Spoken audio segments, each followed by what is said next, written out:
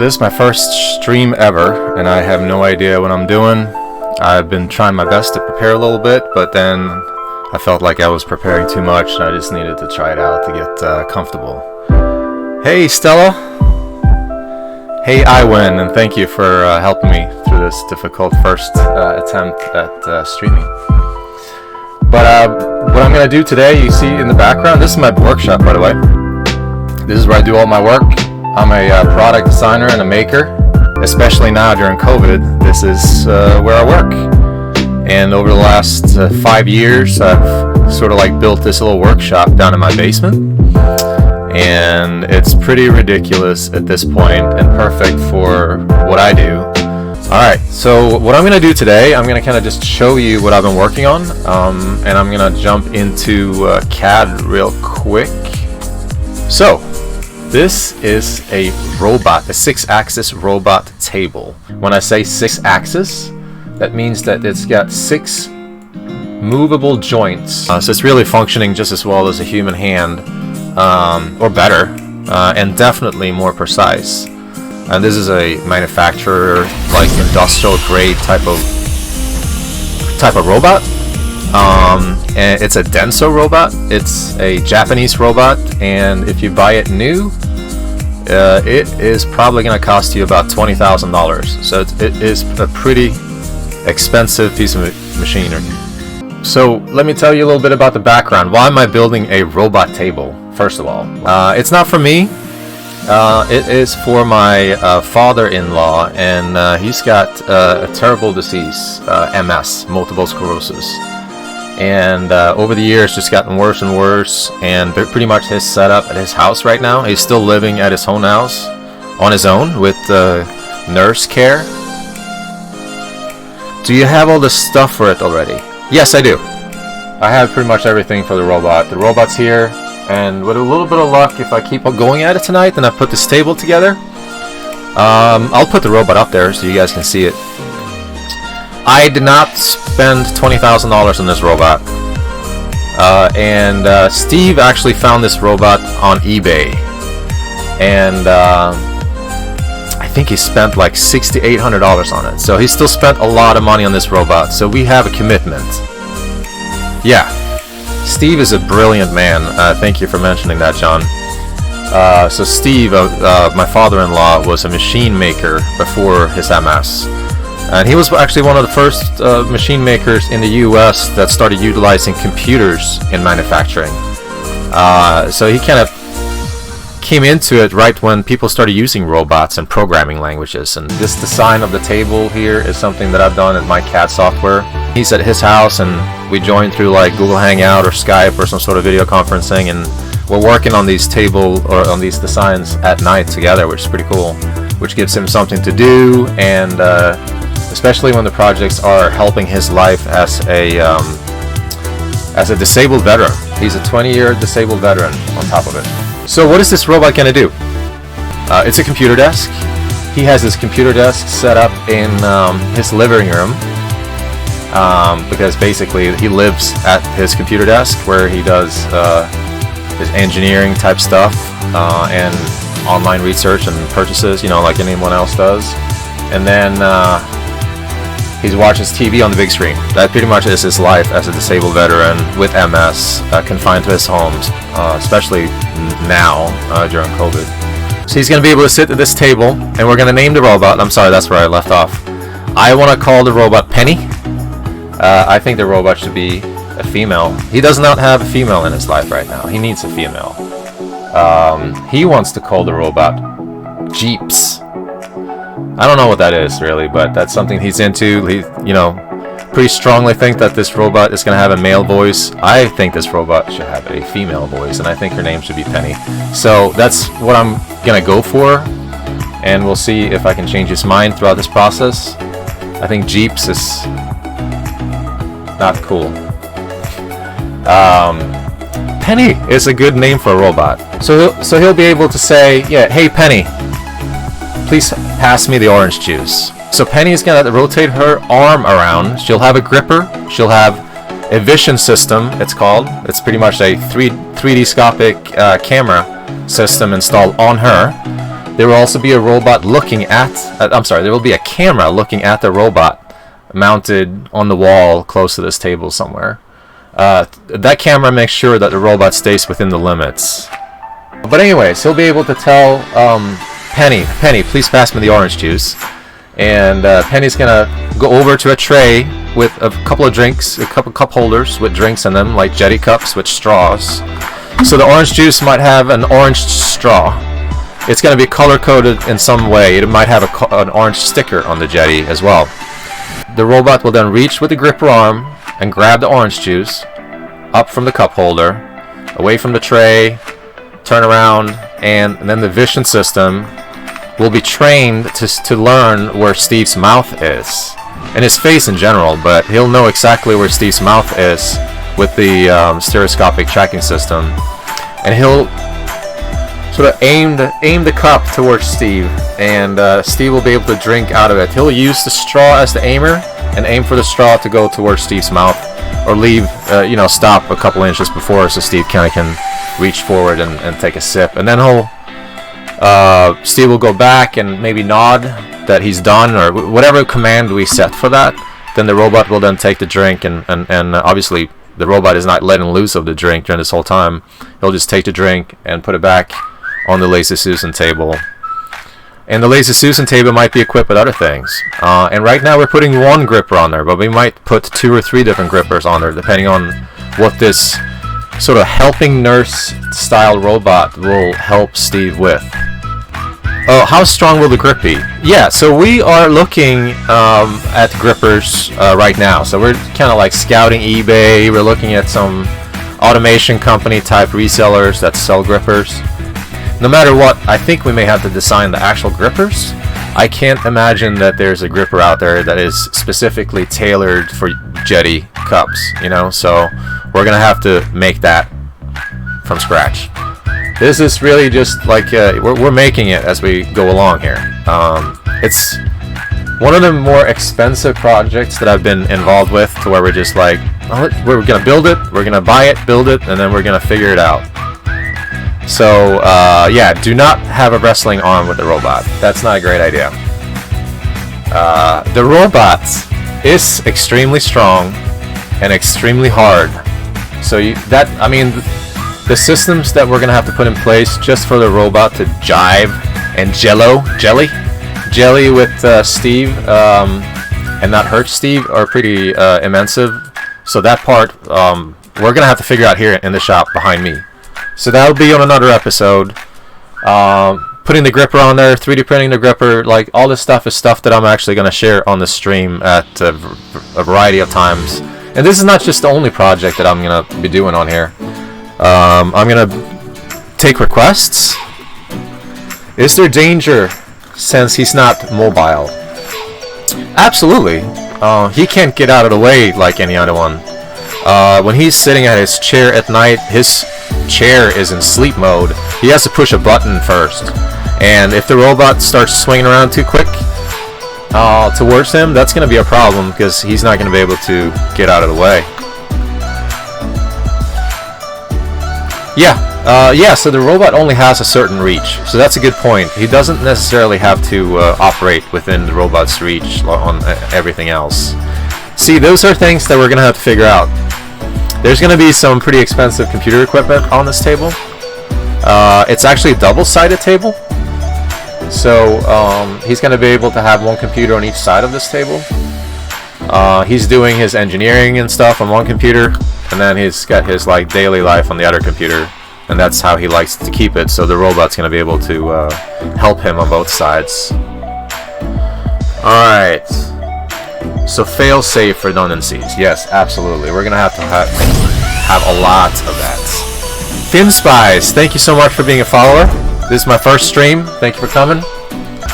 So right now you can see the shop behind me. The tabletop for that table that you saw in CAD is sitting behind me here on the floor.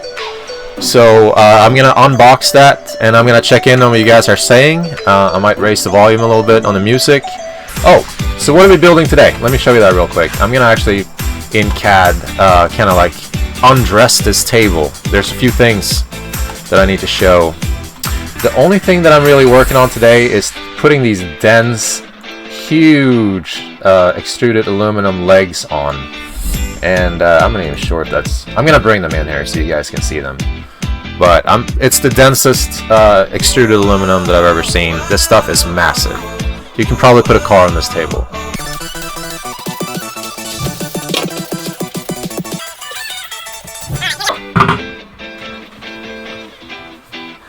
They might weigh 150 pounds each, or 100 at least. That is completely solid. Well, not completely solid, but it's very heavy aluminum framing. So those legs are going to be attached to the tabletop with some pretty intense gussets. So I got all the hardware for that sitting here on the table. As soon as I unwrap that table, I'm going to have to sort of install the hardware. And then I'll explain a little bit during that time about extruded aluminum and this super dense like material that I'm working with here. Cheers. Alright, here we go. We're gonna use this. We need all the padding we can get.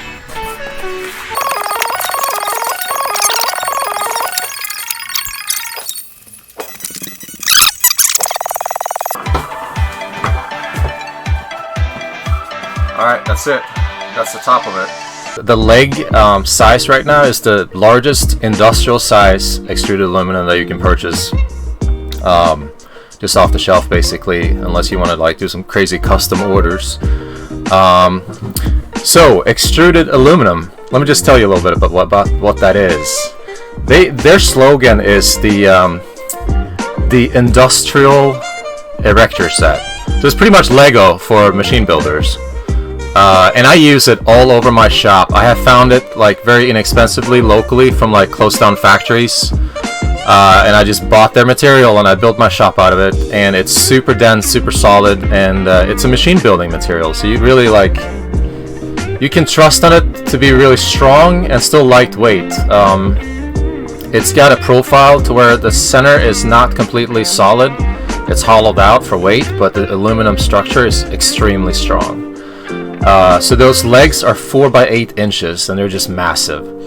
Alright, so I'm going to get at actually putting these table legs into place on the table right now. And hopefully we can attach them and just turn the table around and put the robot on there. Even if it's not sitting where it's supposed to be. I just want to put this robot on this table tonight, so that's what we're going to do.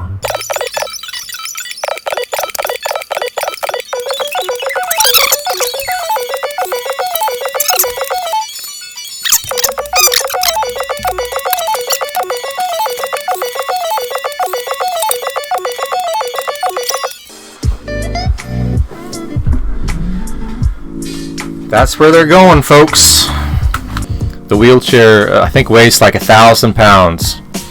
And that's why we went super stout on the table. It'll just like move any normal table out of the way. We had to take every precaution, so we went the largest size that we can possibly get.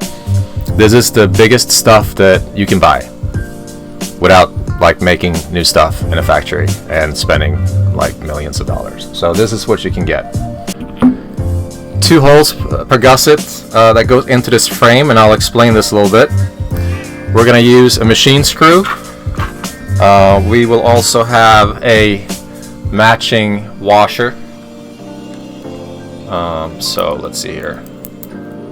Just like that. Oop. As such. So we're going to put that into the gusset from one side, and then we're going to use something called a T-nut. I gotta open this box real quick. Here we go. The T-nut slides into the channels of the material that you're looking at, the extruded aluminum. So here we got the gusset.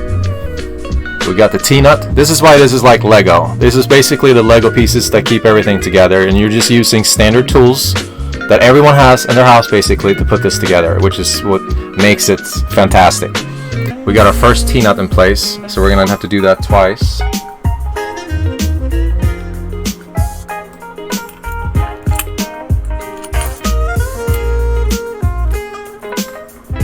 Second T-nut coming up as such. So now we're gonna slide this, we're gonna just put it on the table so I can show you how it's put together. So the slots exits the channel all the way out on the end of the extrusion. So, which allows you access to the channel. So I took the T-nuts and I just slid them into the channel, and we have our first gusset. So I have a bag of these T-nuts now. I'm just gonna hustle through this. Huh, thank you. I appreciate it. I'm a natural. Well, I do this a little bit for work. I mean, especially now. I've had some training during COVID times, but I do present to clients like this, maybe once or twice or 3 times a week, and then they leave me alone to do what I do for the rest of the week in the place and the space that you see behind me. All right, I'm almost done, and then we're gonna put this on. We got our remaining 3 gussets.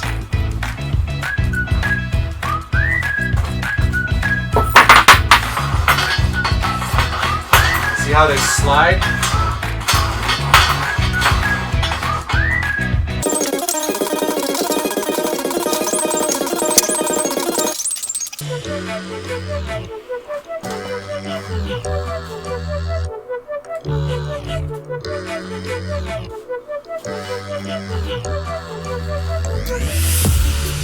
Alright, I have marked where I need to pre-drill my holes in this super dense plastic table, and I'm gonna just move everything out of the way so I don't have to worry about denting anything, scratching. We're not gonna hype things before we actually know that they work. Like, we're trying to solve some serious problems here as well. We're putting a robot in very close proximity to a human being, and I do not want to kill my father-in-law with a damn robot. To be sure, I have addressed all these concerns with him, and this was his idea to begin with. We're just going to go for it. We're going to try it, and we're going to see what we can do, and when it comes down to all that fine-tuning towards the end, we'll solve it. Like, that's what I do. I'm a problem solver, I'm a product developer, and this is a crazy one. Like, I have not designed anything including robotics before. I've done a little bit of machine building, but this thing is going to have to be programmed, and that's where Steve's background comes in as a machine builder and a programmer. Even though he's got a disease, like, that's something that he's still trying to do, so he's going to be doing a lot of programming, and I'm going to do whatever I can to learn what he knows. So let's do this together. Alright, so I got the gussets on there. They're in the place. I'm going to just move the legs outside of where we're going to work. I'm going to get my drill bit on my drill and tap the small holes first. And then I'm going to go to a bigger drill bit, make them larger. And then the actual hardware, the bolt that we're using, it's going to self-tap that hole. We're going to have to mark this drill so I don't drill too deep. I do not want to drill deep.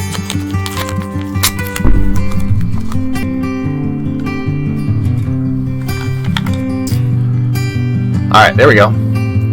So I don't want to go deeper than that. If I go deeper than that, I'll have a problem. And I have given myself some margin. I can probably go to the other end of the blue tape, but I just do not want to do that because I don't want to buy a new tabletop.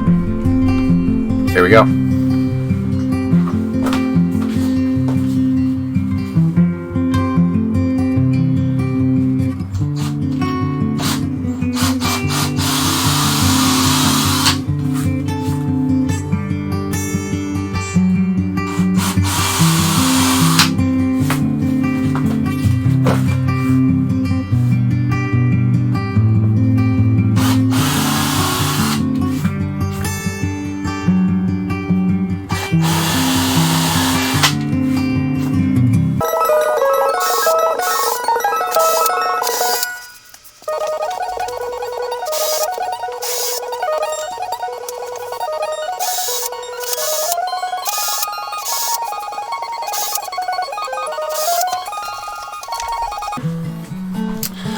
Alright, so that went pretty good. I just drilled the first little holes in there, and we're sizing it up a little bit.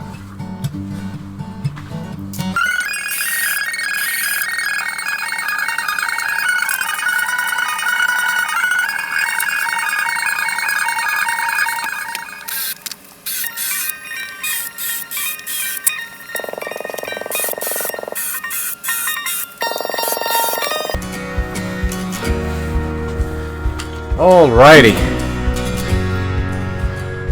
We have drilled all 16 holes. So I'm gonna go ahead and put the legs back where they're supposed to be. I'm gonna actually make sure I find the right hardware right now. It's a 5/16 lag bolt. It's a 1-incher. Our gusset is about a 1/4 inch thick, so we're gonna go about 3/4 of an inch into the table, and then I'm gonna secure the gussets to the leg structure permanently, and then we're gonna actually starting the bolts after that.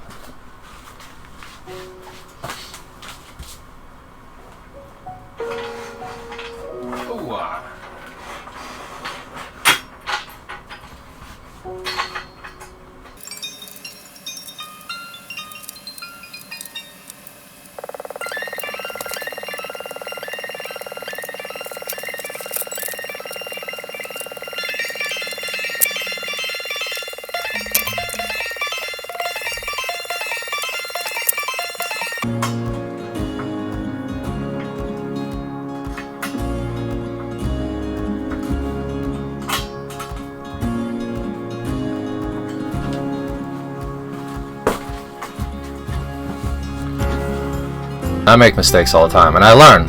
We're gonna learn. We're gonna learn a lot of things today, or not today maybe, but when we start getting into actually doing something with this robot. Alright. Period. That's right. I think we're ready to actually mount these legs to the table. So it's 150 right now. I was kind of hoping that I would get help from my daughter to stand the table up. We'll see. It's pretty heavy. Yes, cool. Alright, so I'll let you know when we're ready for that. She's on this stream. She's supporting me today on my first stream ever. I'll let you know. Alright? I'll let you know. Thank you. I have a 15-year-old daughter, about to be 16, and she's strong too, by the way. I think I'm built pretty strong, but she's built like me. I wouldn't want to be on the other end of her in a fist fight. Kickboxer. Alright, we're gonna lift this table, but we're not quite ready because we gotta bolt the legs first. We're gonna have to bolt the legs. So what I'm gonna do with that before you're welcome, Stella. What I'm going to do with that before I get going, I'm just going to put some washers on 16 of these bolts so I don't have to deal with that later. Maybe that's silly, but I like preparing, and this gives me a chance to sit down over here for a little bit. So I do not mind doing this type of redundant work. And I'm having a lot of fun doing this. And this is what I do for a living, so for the most part, I'm having a lot of fun for a living. And that's all you can ask for, right? Alright, so here we go. I got all my hardware ready, and I'm going to be on the floor for a little bit.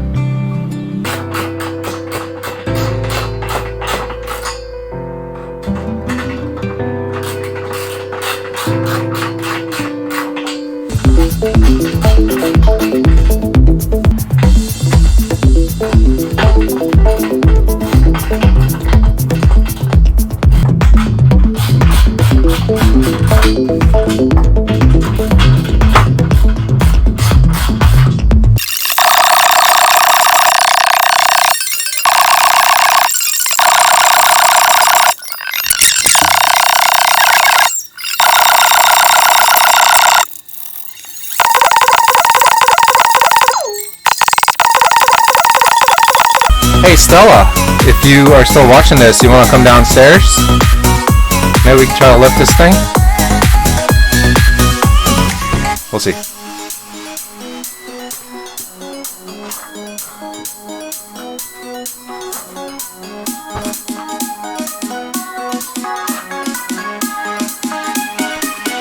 Whew. Until she gets here? Alright, she's coming. But I just want to see if I can actually do something with this table by myself.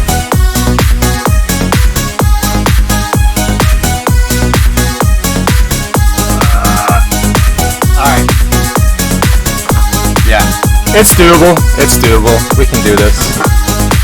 So we're gonna turn it around. I don't want to damage the aluminum, so we're gonna keep the cardboard underneath. Eventually, this table is gonna be on marble, and we're gonna put some surface on there. What's up? You wanna say hi? All right.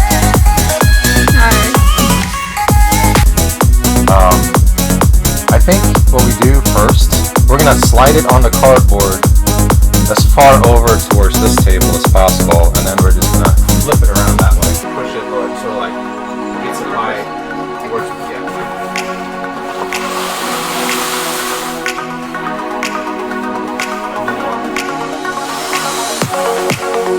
But I saved a piece of cardboard for this purpose. Obviously, I was thinking about this ahead of time. Not really, but let's say that I did.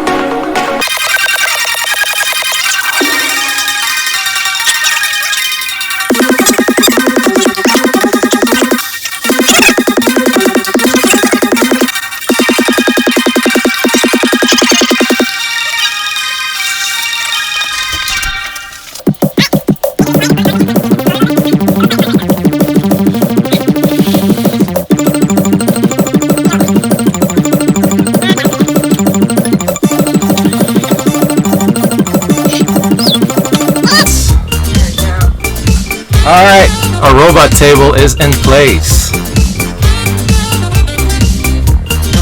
So we're gonna put the robot on it real quick.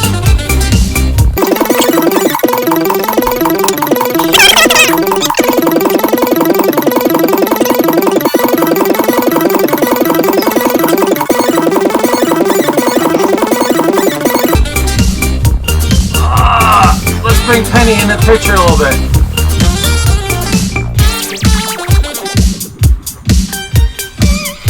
Alright. Everyone say hi to Penny. Penny is her name. Her name's not gonna be Jeeps. Now, it's gotta be like Penny, I think. Yeah. But I'll give in if he really wants a Jeeps. Thank you, John. Thank you for your support today. And that's it.